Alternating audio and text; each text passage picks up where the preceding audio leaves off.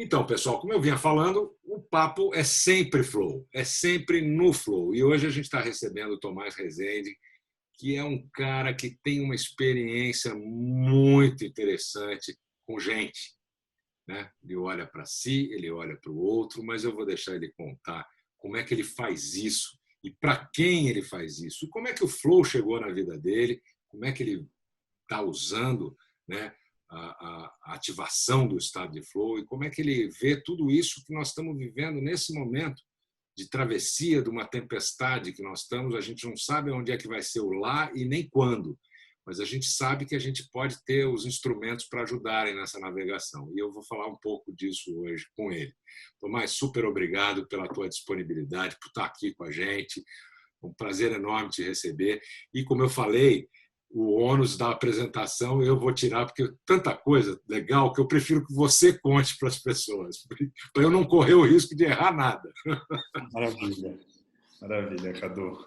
Acho um tesão poder falar sobre flow, porque quando eu entendi o conceito de flow, eu percebi que desde criança eu persigo os estados de flow.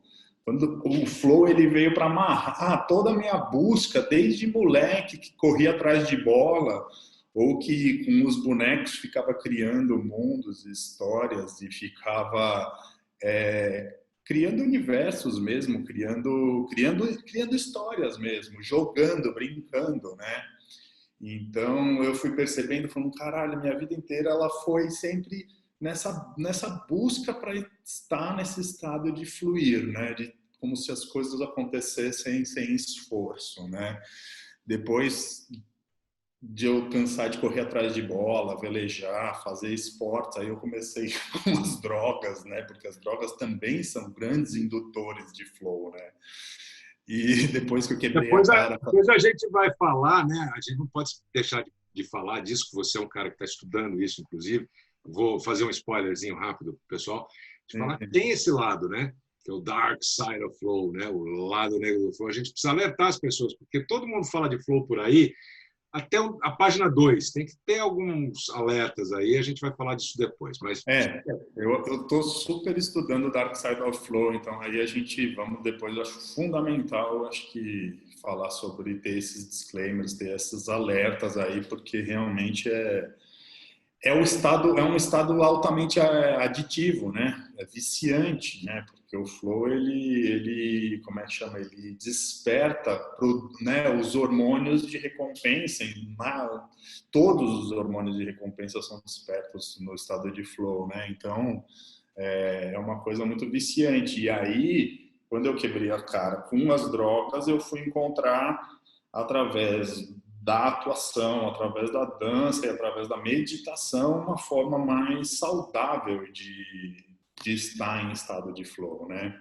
Então, eu trabalho, né, como preparador de atores, eu trabalho como diretor, como professor de atuação e atuo, e antigamente eu dançava também, eu era bailarino, né? Então sempre foi, seja em cena, seja conduzindo as pessoas em cena, a busca é essa, né? O que uma pessoa em cena ela quer?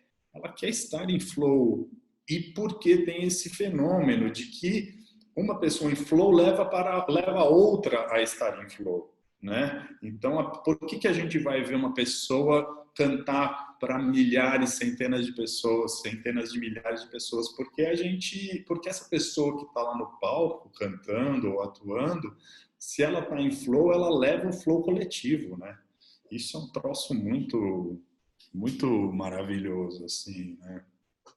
E aí, para mim, hoje em dia, o flow realmente, onde eu acesso o tal do macro flow mesmo, é através da meditação, né? Que é um negócio que eu pratico há uns 25 anos, assim, né? eu Eu queria acho até que... saber um pouco dessa história, de como é que você chegou na meditação, porque uma dúvida muito comum, outro dia estava até num webinar e surgiram algumas perguntas, e é comum, então vou aproveitar que você que usa a meditação para entrar em flow, as pessoas perguntam mesmo isso. A meditação e o flow são a mesma coisa?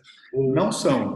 Então é legal a gente poder falar disso. É, Segundo o Steven Kotler, né, que é um dos caras mais fodões hoje em dia de flow, existe uma diferença em termos de atividade do cérebro, né, que tem uma região do cérebro que em flow, que é a região responsável pela expressão, pela autoexpressão, pela criatividade. Em flow, essa região ela está extremamente ativa, né? E na meditação, essa região ela está apagada. Todos os outros funcionamentos da anatomia cerebral são muito semelhantes, em termos de ondas, né, cerebrais, tudo isso é muito semelhante. Mas existe essa diferença, né, de que o flow ele é um estado de criatividade, de produção criativa, e a meditação ele é esse esvaziamento. Mas a meditação ela leva a um estado de flow e todas as características do flow e da meditação são muito próximas, né? Assim, então todo o próprio ciclo, né? O ciclo do flow, né? Que você tem esse momento de esforço, aí tem esse momento que você tem que soltar e aí você entra em flow. A meditação ela também tem esse ciclo, né? Você tem um momento que você tem um certo esforço, que você tem que trazer a sua atenção para o momento presente, para voltar, e um momento que você solta. E aí o flow volta, aí o flow acontece, né? E aí, em alguns momentos, a mente consciente volta a interferir, né? O eu crítico, né? E aí acabou, né? Saiu do flow, né? O paradoxo do flow é esse, né? Você pensou nele, você já não está mais nele, né? Total. E aí você tem que voltar, né? Então, isso que foi lindo do Flow, assim, eu entendi que ele uniu mesmo todas as buscas mesmo da minha vida, assim. E realmente, quando eu entendi que, falando agora do Dark Side of Flow, né, assim, eu entrei numa depressão muito profunda há 2 anos atrás, e quando o meu psiquiatra entendeu sobre Flow, quando eu estava explicando sobre o flow para ele, ele entendeu sobre o flow, na hora ele falou, para de meditar. Ele falou, eu nunca imaginei que eu ia ter que falar isso para alguém, você tem que agora parar de meditar. O que acontecia? Eu entrava em flow na meditação, entrava num estado de êxtase, né? E gastava todos os hormônios, só que eu estava em depressão, então eu não tinha A reposição. a recuperação, né? Eu não tinha esse processo de recuperação que é tão fundamental, que também não é discutido, né? Nem o Dark Side of Flow, nem a dimensão da recuperação, do descanso, como assim condições absolutamente fundamentais para você poder Eu, ter o flow na sua vida. eu tenho a sensação que uma das coisas que as pessoas mais sofrem exatamente, até por não saber como é o ciclo do flow, mas no fundo é um pouco não sair da fase do esforço. Né? Fica na fase do esforço, não consegue sair da fase do esforço, não libera, não ativa o flow e só descarrega cortisol e adrenalina e não recupera. Quer dizer, a recuperação, eu falo muito, né? A gente tem trabalhado com muita empresa, já antes da Covid, a gente já falava, olha, seu dia precisa ser interrompido em alguns momentos para recuperação. E agora as pessoas estão emendando aqui nessa caixinha uma reunião do Zoom na outra e não fazem um pit stop, vamos chamar assim, né? Uma parada para poder recuperar, que é tão fundamental para quem está ativando o flow, mas até para quem não está. Né? Quer dizer, o processo de recuperação física. Né? E quando você fala, né, do que eu acho que do que está sendo necessário nesse período novo aí, não é pós-Covid, nesse período pandemia mesmo, né? Eu acho que um dos aspectos, agora que eu estou estudando mais profundamente toda a dimensão do ciclo do flow, independente se em flow ou não, né, a gente precisa de uma cultura de recuperação e descanso que traga essa dimensão do descanso, tanto entendendo o descanso ativo como o descanso passivo, como uma coisa que não pode ser negociada, que precisa ser valorizada, né, num outro nível, né, de valorização, assim, porque as pessoas, eu acho que em termos de cultura geral, não se entendeu ainda que dormir e a qualidade do dormir e o tempo de dormir é absolutamente fundamental. E que ter práticas de descanso ativo também são absolutamente fundamentais, né? Seja jardinagem, seja meditação, seja yoga, seja tai chi, seja Uma alongamento, caminhada, uma caminhada, caminhada, né?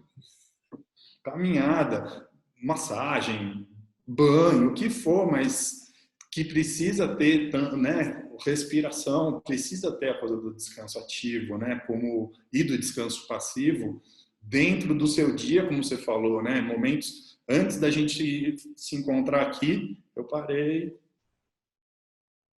fiquei ali 15 minutos só para dar Buscando esse centro, né? É um ponto buscando um de equilíbrio. centro, dar uma silenciada e desfragmentar um pouquinho o HD, né? Porque acho que a gente tem que estar permanentemente desfragmentando, porque a gente tem muita informação permanentemente, né? Então eu tento fazer isso ao longo do meu dia, boto ali tempos que eu, seja 1 minuto, 15, 1 hora, que eu silencio mesmo, assim, para poder renovar, né? Para ter exatamente esse período de renovação. Eu acho que isso é game changer mesmo, assim, né? Muda Não, totalmente. total. E você fala do sono, e de fato o sono é fundamental.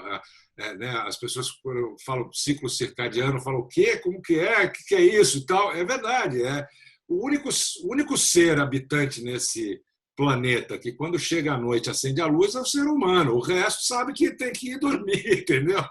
Não é Total, verdade? total.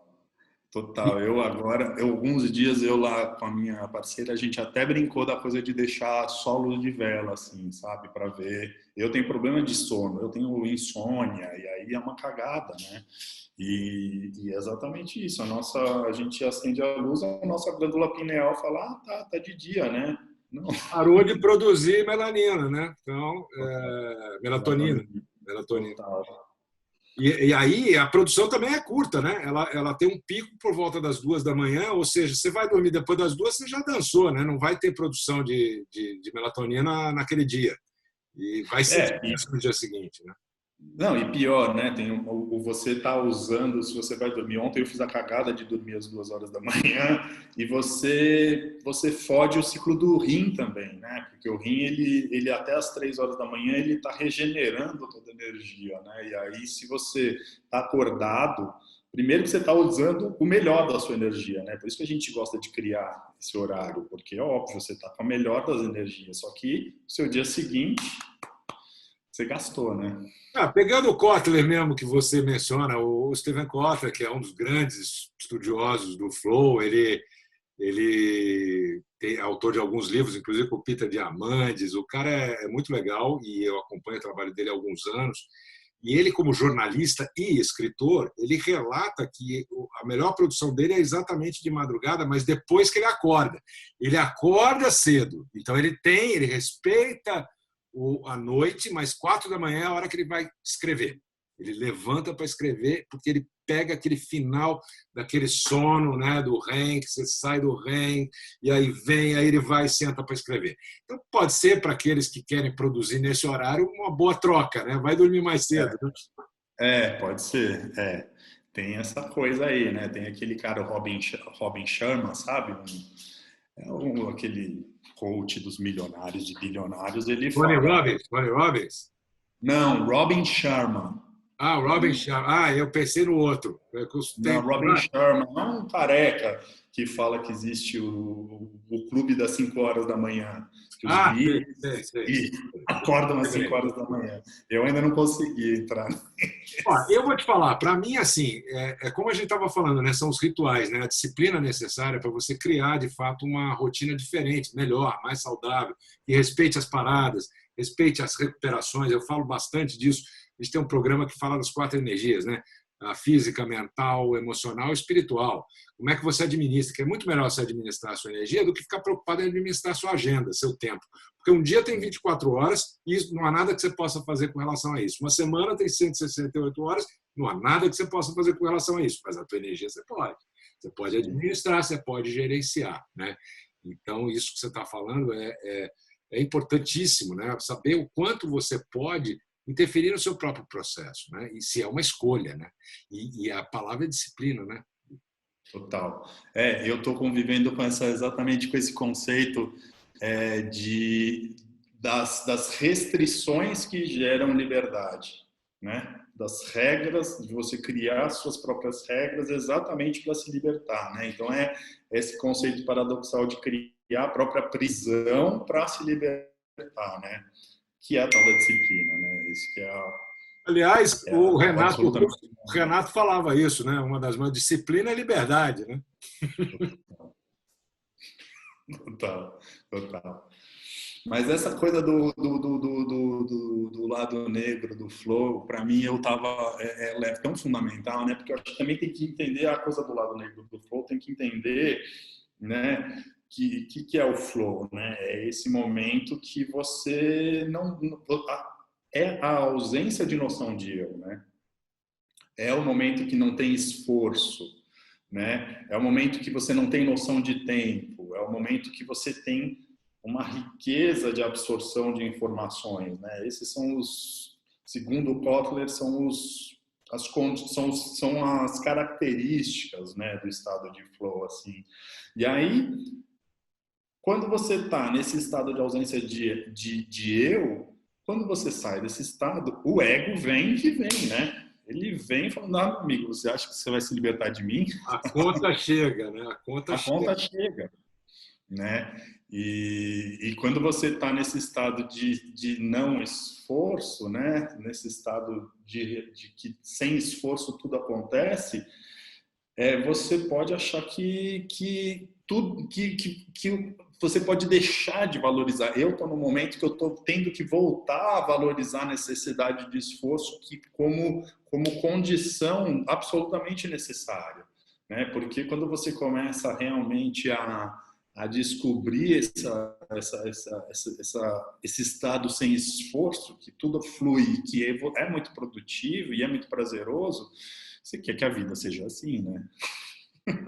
Mas que não e aí que tá. Aí você vira um cara que fica buscando só o efeito e não a causa, não é isso? Fica buscando só o efeito e não a causa, e isso pode ser altamente frustrante, né? Porque como você não encara o esforço, você acaba não entrando em flow exatamente porque você não está indo realmente ali na etapa número 1, né? Na etapa do esforço, né? Então, eu me vejo tendo que reequacionar mesmo uma noção de valorização do esforço, mas como etapa, né? Ponto de partida, né? Quer dizer, aquela coisa do que não adianta nada, né? Às vezes você fala, pô, tem uma tarefa, o risco, né, da tarefa ir bem ou não, ou do prazo da entrega, ou né, ele é um gatilho, né? Ter o risco como ali no cenário é um dos gatilhos, né? A gente vai falar sobre gatilhos nessa série, pessoal. Vocês têm acompanhado aí vários temas, mas eu queria explorar isso, que às vezes você está ali e não percebe que a disciplina está em você interromper esse processo e ir buscar o desligamento, né? Quer dizer, o largar, o relaxar, o liberar, né? Porque assim, pode ser uma sessão rápida de flexão ou uma corridinha, uma caminhada, é isso não? Como é que funciona? Total esse largar, né? Pode ser o respirar, pode ser tomar um banho, né? Pode ser o entregar mesmo, né? O tal do entrega para Deus mesmo, né? Tem uma hora que você tem que entregar, a mente consciente tem que entregar para a mente subconsciente para deixar a mente subconsciente cuidar desse. Eu vejo que isso no processo criativo é tão fundamental, né? Qualquer tipo de processo criativo tem uma hora que você tem que confiar que alguma coisa aqui atrás vai estar atuando e não mais aqui tá no, né? Aí, como é que eu sei? Como é que eu sei? Eu volto, sento lá na máquina, no computador e aí vem, como é que acontece isso? Eu acho que cada um tem que conhecer o seu soltar, né? Não tem regra, não, né? Tem que cada um achar o seu, né? Eu vejo que para mim o meu soltar é exatamente sentar em meditação e ficar quieto. Eu simplesmente fecho os olhos, eu não medito. Eu fecho os olhos e fico parado com o corpo parado. E sei e sei que as coisas vão acontecer e que eu não e que eu tenho que sair da frente, né? Eu acho que é o conceito de sair da Sai frente. da sua frente, né? Sai da sua frente. Isso é um pouco de confiar no processo mesmo, né? Eu acho que é confiar no processo e esse confiar no processo ele só vai acontecer através da experiência, né? Isso para mim ficou muito claro uma vez que eu estava lá na Bahia, num rio, andando no rio, brincando de nadar no rio, não sei o que. E quando eu vi, tinha um monte de todo um processo de criação estava acontecendo, toda a concepção de um projeto estava acontecendo. E o projeto rolou aquele download de projeto. Pum! Por quê? Exatamente porque eu estava numa coisa solta mesmo, né? Descompromissada, né? Não estava preso a Descompromissado. nada, né? Cara, que legal. E me fala uma coisa, a gente está chegando meio no tempo aqui, uma pena, mas nós vamos fazer uma segunda edição, logo, logo. Eu queria perguntar, e hoje, você que está se aprofundando nos estudos do Flow, a gente tem conversado bastante, inclusive, sobre coisas que a gente vai fazer em comum. Como é que você está enxergando isso na tua prática, no teu ofício? No meu ofício, eu vejo que, né, no trabalho do ator, o trabalho do ator já vem com uma série de ferramentas, isso que foi muito interessante, que são para fazer o ator entrar em flow, né? Então, assim, para o ator, uma das ferramentas mais básicas é o objetivo, né? Então, é ter um objetivo específico, né? Quanto mais específico, melhor. E isso é um dos disparadores de flow, né? Uma das coisas que a gente fala, que é absolutamente fundamental, é o ator estar em escuta do outro, que é o tal do feedback permanente, né? Que isso leva ao ator estar no momento presente, né? O momento presente, a presença, né, é o pilar central do trabalho do ator. Não existe atuação que não aconteça no momento presente. E o ator precisa estar no próprio corpo, né? Que é o tal do embodiment, né? É o tal da resposta Então, você sabe corporal. que eu estava pensando muito nessa palavra, né? Quando a gente fala de gatilhos, e aí, pessoal, vocês têm acesso ao material de gatilhos, vai estar aqui embaixo e tal, para vocês entenderem. Tem uns que falam 17, tem uns que falam 20 gatilhos. A gente vai fazendo aí uns combinados, vamos chegar no número, né? Tem um pouco de tudo, né, Tomás? Mas o lance é o seguinte: é, para um pouco, preciso só pegar o fio da meada, depois eu edito. Você falou o que agora? Eu preciso pegar. Por que eu falei de gatilho, caceta? Estava falando do corpo, da coisa da resposta. Corporificação. Perfeito. A palavra corporificação ou incorporação, né? Porque eles falam embodiment em inglês. Como é que a É gente usa isso? corporificação. Corporificação mesmo, né? Eu e aquilo somos uma coisa só, é isso? Não, isso são duas coisas diferentes. Corporificação é habitar o próprio corpo, né? É estar sensível ao próprio corpo. Isso é Usando uma coisa. todos os sentidos, é isso. É sentir o corpo, né? É sentir a musculatura, é sentir os ossos, é sentir os órgãos, é sentir o peso do corpo, é sentir a respiração. Isso é um trigger, isso é um disparador, né? Isso é um gatilho. Existe uma outra condição que é quando ação e ambiente estão fundidos, né? Isso é uma das características do flow, né? Quando action and awareness são né? Que é quando a gente se vê, é quando eu tô surfando e eu sou um com a onda, quando eu tô escalando e eu sou um com a montanha, quando eu tô atuando e eu sou um com a plateia, né? E aí que a gente entra para a gente, já que a gente tem que fechar, a gente entra nessa coisa do porquê que o flow é tão fundamental assim, né? Porque eu acho que a gente está no momento que a revolução é a revolução da consciência, né? É a revolução da expansão da consciência. E os estados de flow são estados alterados de consciência que fazem com que a gente compreenda, eu acho que a gente compreenda melhor o que é a realidade, né? A gente muda a nossa noção de realidade, e aí a gente pode entrar, aí essa é a minha visão do flow, que nessa dimensão da realidade no sentido da consciência como o campo comum a todos nós, né? No sentido de que eu sou a consciência e você é a consciência, e isso nos faz iguais, né? Somos E isso, um, né? É a não somos dualidade, né? a não dualidade. E a partir do momento que eu compreendo a não dualidade, eu mudo a minha relação com você, eu mudo a relação com a natureza, e é isso que é absolutamente necessário para a gente entender que existe uma interdependência, que se a gente não for muito ligeiro e mudar essa percepção numa escala muito grande, a gente vai ser demitido, né? Esse risco a gente está mesmo correndo há algum tempo, mas eu diria que ele se acelerou mais ainda, essa tomada de consciência, esse tapa na cara que a gente levou agora com a Covid, que é para realmente pensar o que... E eu não vejo, né, até por natureza daquilo que é um trabalho que eu venho desenvolvendo e que agora nós vamos, né, Tomás, fazer coisas juntos, mas que é o seguinte, eu não vejo melhor ambiente que tenha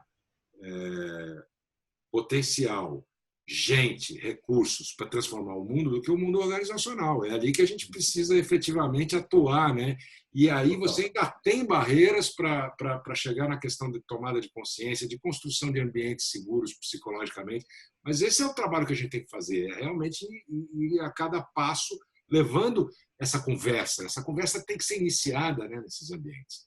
Sim, total. Eu acho que isso é absolutamente fundamental para a gente ir do falso eu para a consciência, né? Perceber que a gente está girando em falso, acreditando que eu sou uma coisa que na verdade eu não sou, né? Então tem um reconhecimento do auto-engano aí, de um mal entendido aí de quem sou eu num nível mais profundo, para realmente essa mudança de consciência acontecer, né? Eu vejo que essa é a nossa estrela norte, né? Sem dúvida. E é claro que a gente sabe, né? E aí, pessoal, é óbvio que isso é uma escolha sua, né? Você fazer esse movimento na sua vida, né? Como já dizia, né, o Gandhi, né? Seja você a mudança que você quer no mundo, ou seja, comece em você, né? Mas presta atenção numa coisa, não é para todo mundo. Eu sempre digo, viu, Tomás, que eu sinto que às vezes a questão nas organizações, vamos falar das organizações, não vou falar da vida de uma forma geral, mas eu acho que se aplica também, né? Você tem do jardim da infância ao pós-doc, né, o pós-doutorado. Então a gente está em algum lugar por aqui. Então as empresas, as pessoas, os líderes estão aqui em lugares distintos. Então, em algum momento, isso que a gente está falando aqui hoje vai reverberar para alguns. Para outros, a gente vai precisar realmente seguir, ser disciplinado para levar uma mensagem efetiva de transformação. E essa transformação começa em você, dentro de você. Você já traz esse recurso dentro de você. Não é isso? Total. Cara, brigadíssimo. Foi sensacional. Prazer. Papo tão bom que é o que eu falei para ele, não brinquei não. Vai ter segunda rodada. A gente vai se ver logo em breve. E você siga aí, a gente tem mais coisas acontecendo, mais materiais para você olhar. Fica ligado, a gente volta em breve.